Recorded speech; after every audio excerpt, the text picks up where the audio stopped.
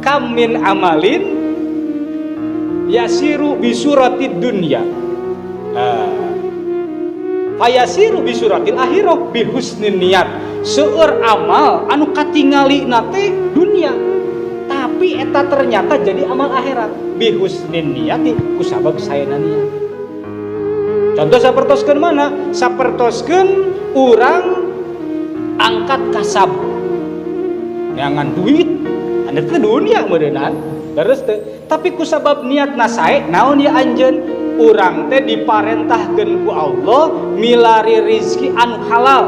tuang teh kangge urang kangge kulawargi teh kedah rizki nu halal urang mah ieu teh kasab teh ngala duit teh supados henteu nuang anu haram akhirat tetep tiap lengkahna ge ibadah tuh ku niat nu sae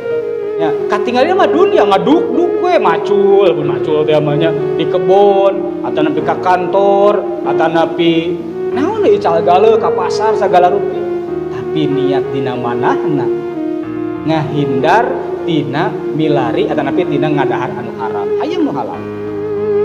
Nah bihusnin niat ku sabab saena niat janten